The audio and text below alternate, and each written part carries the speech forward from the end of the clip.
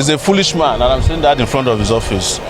He's lucky that I didn't meet him here when he was saying that rubbish. Let's dive right in. I am Omoyele, and this is what's trending. But first, nationwide protest swept Nigeria from Bayelsa to Lagos as teachers, students, and concerned Nigerians marched in solidarity for the kidnapped students and staff of Orile in Niger State. The President of the Senate, Godswill Akpabio, has also weighed in. Let's take a look.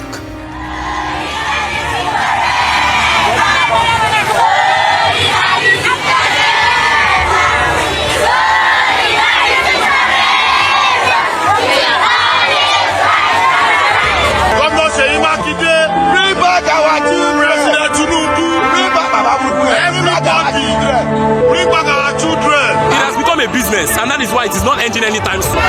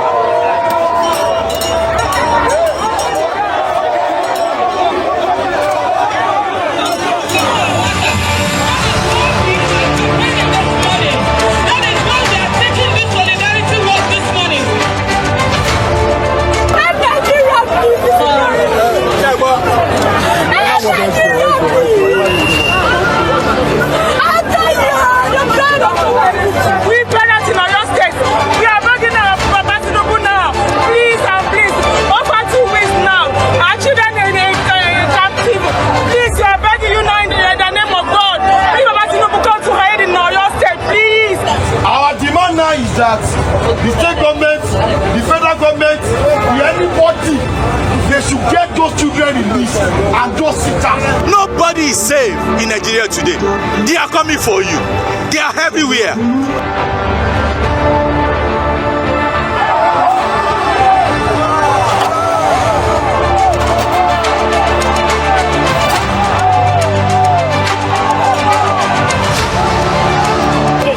They have guns over there.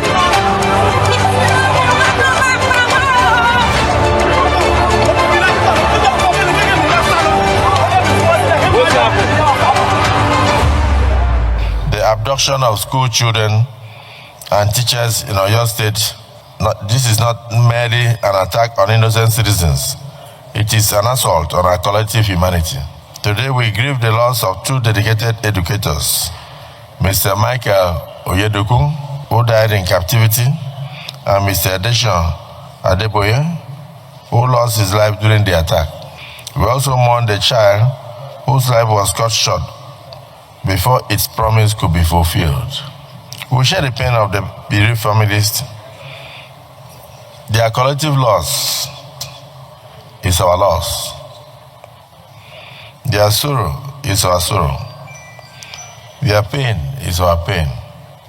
And so I want to commend the security services. If you move in there to wipe out the terrorists, you may end up wiping out the children. And so it might take a while to distinguish the chaff from the grains. So on behalf of the Senate of the Federal Republic of Nigeria, we extend our deepest condolences to Mr. President Bola Ahmed Tinubu, all the bereaved families and Nigerians. In fact, the entire school community in Nigeria, and particularly the government and the good people of Niger State. That was the President of the Senate. Good morning, everyone, and good morning, viewers. I believe we have Benga Ashiru in Abuja. Good morning, Benga. Good morning, Ojinika Okwe. Fantastic. So nice to be here with you. Fantastic. Good morning, Ayo. Good morning, Oji. I have missed you. I missed you too. It's been too long. And our favorite Niger. My girl. Good morning. The nation is in mourning. Meanwhile, Oyo State Governor Seyi Makinde addressed the protesters directly, stepping out to meet the crowd at the state secretariat in Ibadan. The governor assured protesters that authorities were intensifying efforts to secure the release of the abducted pupils and teachers, urging Nigerians to remain united and warning against politicizing the rescue operation. Let's take a look. So it's not the time for us to say, well, it is the president that should have handled this, it is the governor or the local government. This is a time to pull together as one. We're not dealing with normal human beings. How will somebody take a fellow human being and slaughter him? Is that somebody that is normal? Have trust in your government. We're doing our best. The response at this time should be to pull together, allow the government to see this through. An FCT Minister Nyesom Wike has sparked fierce backlash online after making controversial comments in the midst of the nation's pain and protests, addressing members of the Nigeria Union of Teachers at the FCT Administration Secretariat in Abuja on Tuesday. Wike warned the public not to politicize insecurity, questioning why there were no similar protests in Abuja when teachers were previously kidnapped in other states. Let's take a look. You have said it here that teachers were being kidnapped in FCT before. Why is it that people didn't even rose up to say, oh, let the teachers in Abuja also be released? So why is this one not particular? We're all concerned. We're all concerned, but let us not politicize issues. That's what I will not support. But we're all concerned about security situation. We're all concerned about how the teachers and students should be released. And we all know, without being biased, that the security system is doing quite a lot to make sure that they curtail the level of insecurity in this country. Again, let us face reality that no government will on this one will say, let there be kidnapping every day. It's not possible. But we know where we children will find ourselves, and we know that this government will do everything possible that will normalcy return. So that's what I have to tell you people. So I have to say it now and let everybody hear me. You said it. You said it. That teachers in Abuja were kidnapped before. Nobody went on strike. Nobody went on strike. So what concerns you concerns everybody. What concerns Abuja also concerns everybody. So when it gets to our own, people should also rise to the same occasion. Well, those comments did not land well with some users on social media. Well, human rights activist Omoyele Sowore, who joined the protest in Abuja, fired back, calling Wike a foolish man for telling grieving Nigerians not to politicize the abduction of their children. Let's take a look. He's a foolish man, and I'm saying that in front of his office. He's lucky that I didn't meet him here when he was saying that rubbish. Revolution now. Yes. How can you say that you should not politicize when he himself is a product of the politics of insecurity himself? So, if he had said that while I was there, I would have told him to his face that you are a foolish man and let him do his worst. But he left before I got here. Well, there are many, views to these comments. But before I come to you, Ayo, more on insecurity, and this time the church is speaking out. General Overseer of the Redeemed Christian Church of God, Pastor Adeboye, has issued a clear and direct ultimatum to Nigeria security chiefs, declaring, get rid of these terrorists within 90 days or resign. Let's take a look. I'm talking to you as my children. If I were asked to make suggestions, I would say quietly to our government, move fast and tell our security chiefs, get rid of these terrorists within 90 days or resign. All right, that's the general overseer there. Ayo, before I come to you, Adeboye went further, urging the government not just to target terrorists, but eliminate their sponsors, no matter how highly placed, declaring, when giving orders to the service chiefs this time around, make it clear that they should eliminate the terrorists and those sponsoring them. And this is a call that we've made several times on this table. Even when I spoke with General Christopher Musa, the Minister of Defense, he said the same thing, that they are gathering the list of those sponsoring terrorists, because once we uproot that in our system is one step closer to eliminating the terrorists. Now, I'd like for you to comment on, I did present a bunch of stories, protests across the nation, Senate President, calling for also unity, as well as Wike. And I thought Wike's statement was quite weighty, because if you look at it on both sides, and this is the conversation I'd had, with some of my colleagues yesterday, about the fact that we are seeing these sort of abduction across the nation.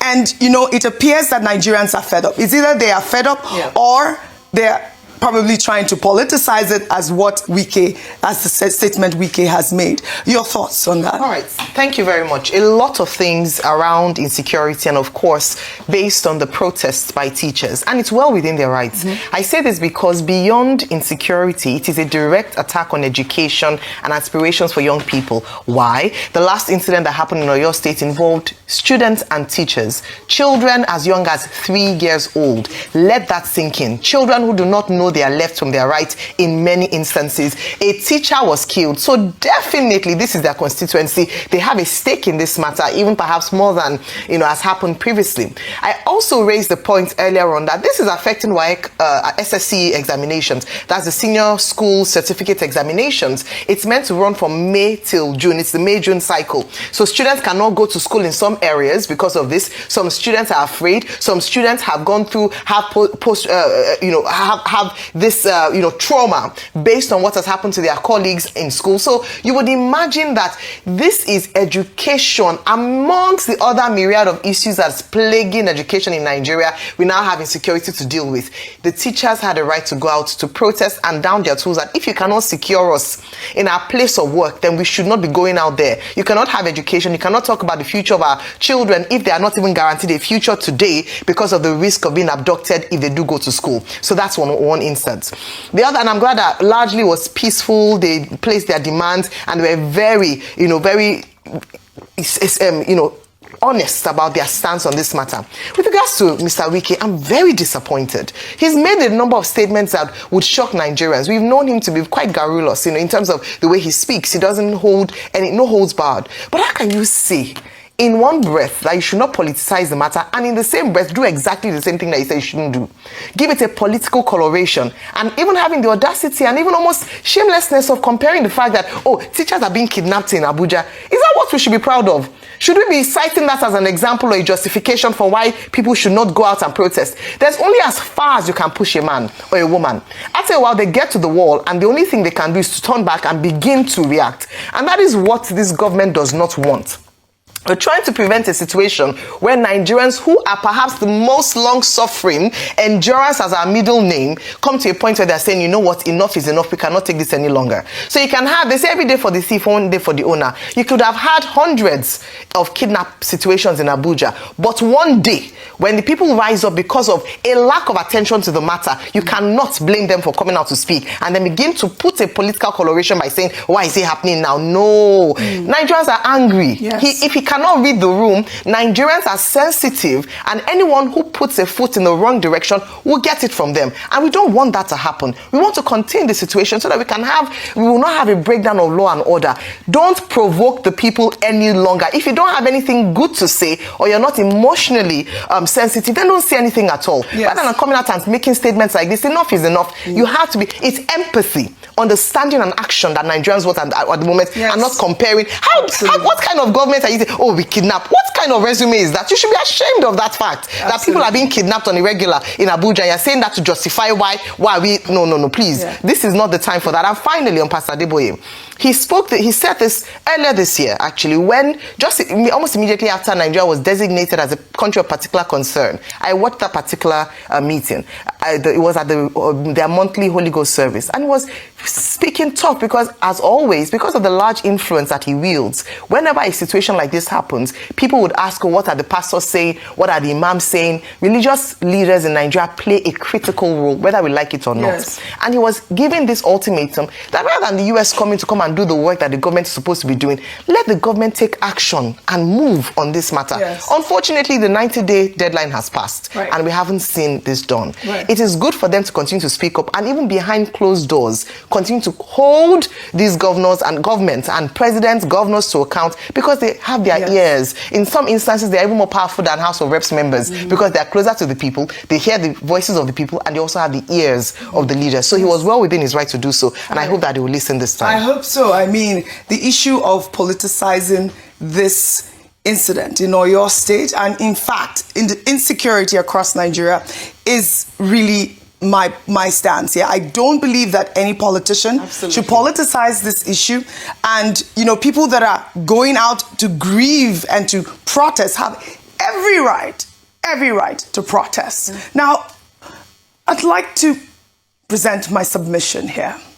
The kidnapping of children from their classrooms is not a political issue. It is a national emergency. Every child still in captivity is every Nigerian child. We condemn in strongest possible terms every act of terrorism, banditry, and violence against innocent Nigerians. To those holding our children, release them now. To our government, the nation is watching and waiting for results, not speeches. And to every Nigerian, this is not the moment for politics. This is the moment for unity. Our children need us to be one voice, one Nigeria, until every single one of them comes home safely.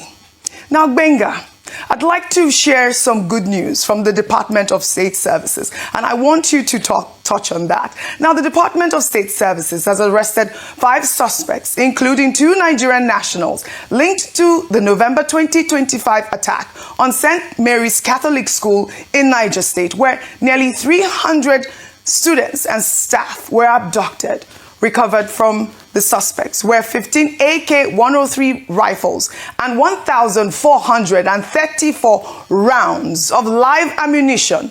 Preliminary investigations confirm the 5 men served as armed couriers to the gunmen behind the attack. The men identified as Yusuf Mohammed, aka Bature, who is on the list of wanted members of Boko Haram terror organization, and his accomplice, Mubarak Ibrahim, were arrested on the Zaria-Kaduna highway while on their way to collect a consignment of arms for their commanders. Goni Ibrahim, an international arms courier from Difa region in Niger Republic, was also arrested alongside his accomplice, Tukur Sani. I've been trying to take this story, Benga Ashiru, because it's important for us to also see the wins, and the fight against insecurity from our security officials. A quick comment from you before we move on to our next story. Thank you very much, Jinika.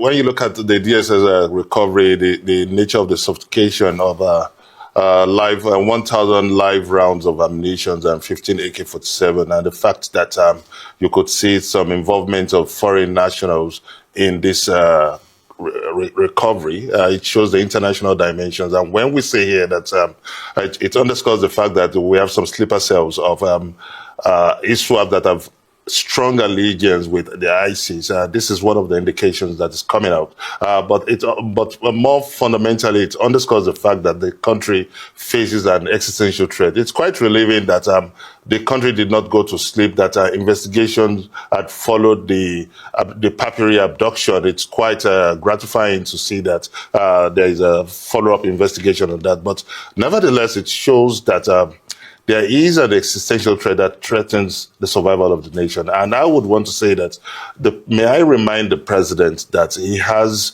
that prerogative, that solid responsibility as provided by Section 14, subsection 1, that the security and welfare of the people shall be the primary responsibility of governance. And just like the former president Obasanjo said, that a government that cannot secure his people does not what existed. So I think that it demands urgency, it demands accountability, and it demands a strong sense of emergency. And you remember that we should not make a fetish out of this coloration of emergency, because in November 26th, there was a declaration of emergency. So Nigerians should begin to ask, what has come out of this declaration of emergency? What has come out of the declaration that 50,000 additional police units should be added? And also our call for state policing. Why is the government capitulating on this very laudable objective? We know that every initiative comes with collaterals, but nevertheless, this attack is something that comes with a geopolitical coloration.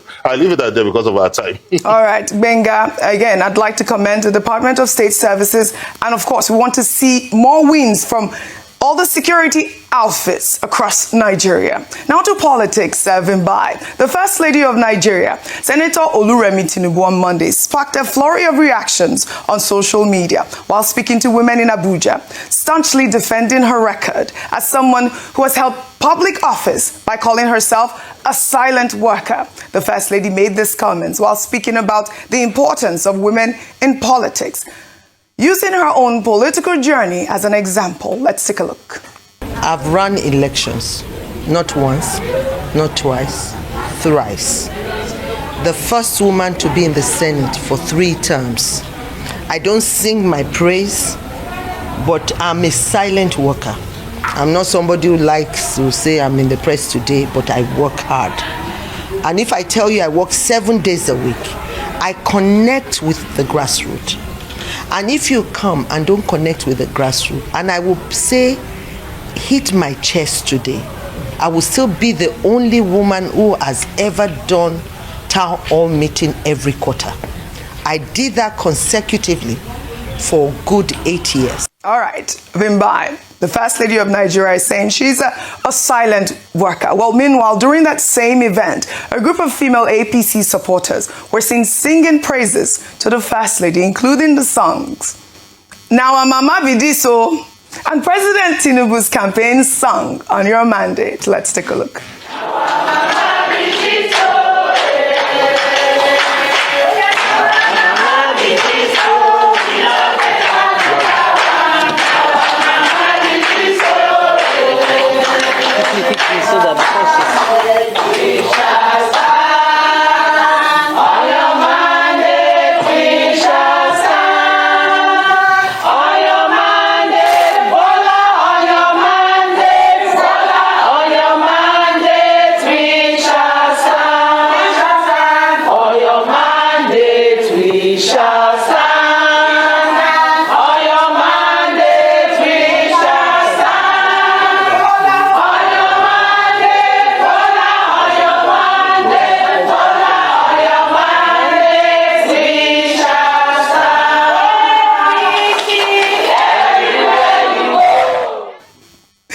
This video went viral, but you can see the First Lady there. She too got up to sing for her husband. Of course, it's the APC song. But you know that song, it became viral when she went to my state, Delta State. Yes. Now, Mama Bidiso, your thoughts? Well, first of all, I'm glad she stood up to also sing On Your Mandate, because initially it seemed as though the women were singing for her, and of course we know that as First Lady she doesn't what's wrong with her? Let's find out what's wrong with that. There is no office of First Lady, so she doesn't have a mandate, not as a first, not in any constitutional capacity. What about as an APC woman leader? As an APC woman leader, it's not a nationally elected position. So on that, maybe internally where party dynamics are involved. But let me not digress. Let's focus on the real issues here. I think that it's unfortunate that it's a bit of a double jeopardy, because the optics of women getting involved in politics are increasingly important. We've been clamoring for women participation. We've been clamoring to get more people involved in politics. And so, these women meetings under normal circumstances should be something that we applaud and say, we look forward to more mobilization. But look at the backdrop of where the nation is at the moment, where we're saying that primaries happened. Politicians, the Senate, the National Assembly even suspended activities so everybody could go home to their home states, to the grassroots to participate in primaries and so forth. This is of the backdrop of increasing insecurity that's now targeting more and more young people. So it's unfortunate that this, politics continues to go on while insecurity ravages the nation. However, on her being a silent worker, if you listen to any of the female senators, whether it be Senator Ireti Kingibe, whether it be Senator Florence Itagiwa, you know that for a woman to even get to Senate, let alone be there 3 times, is not a small feat. So I think that is very well in order for her to say that she is a silent worker. We've seen that even with the APC presidential campaigns, a lot of the states, before they defected, we saw her going into those states to visit those governors. She had a number of philanthropic activities that she took part in before later we saw the news of the governors defecting. So there was soft power on display, and I don't think that can be challenged. I know we have to go, but very important point as I round up. RCCG, the Redeemed Christian Church of God, was trending yesterday. Of course, you brought the video of Pastor, the General Overseer, Pastor Adeboye. But this was also around, what made it trend more was the fact that people were challenging the General Overseer because they were saying, why hasn't he come out to protest? So RCCG yesterday was tweeting to say, it's time for us to stand our ground. We can't keep quiet. We're going to tell you. They clarified the fact that he never protested under Goodluck Jonathan, but that it was in 2020 under Buhari that he protested. And then he himself also spoke about his activity and protests and so forth in the past, and also how to connect it to Remi Tinubu. There was a claim that had been made that Remi Tinubu had blocked the church from protesting over insecurity. Yes, on social media. She blocked So RCCG yesterday came up to debunk all of that and say there was no protest that was banned or blocked by anybody. All right. Yeah. I wish we had time to banter on this topic because it's my politicizing. I wish to. But, as we wrap on politics, you weren't here when, that faction of the PDP said that they want Goodluck Jonathan to run. And, I'd like to read an open letter from the lawyer and activist Deji Adeyoju, publicly telling former President Goodluck Jonathan not to run for office. And I'll read that lengthy letter.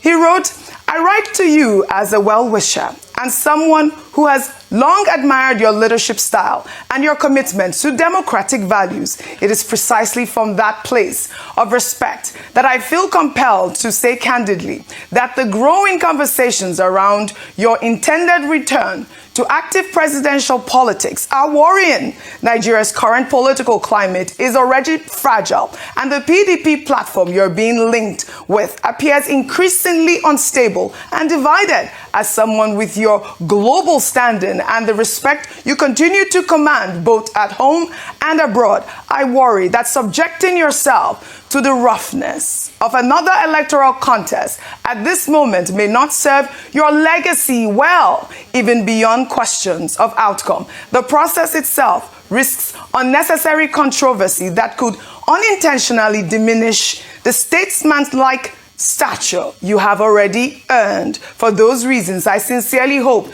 you will consider stepping away from any such ambition and continue to serve in the higher role of an elder statesman on the continent whose influence is felt through guidance and wisdom rather than electoral contest. Everybody has a say in this matter.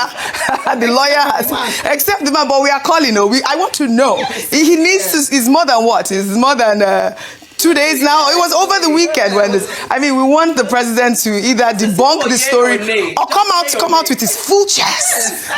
Full chest. Suspense movie. When they said that he wants to come out with a bang. Yeah. You're giving us all the suspense, and I'm like, what is this a movie? No, it's not a movie, but we want to see. I want to know. I think Deji made a very good point that they'll come for him. When Keyamo advised the president as well, and they came for him that how dare you? Who are you to advise? And Mr. Adeyoju is doing the same, but we want to hear from President Goodluck Jonathan. All right, the 2027 political movie continues. Coming soon. Coming soon.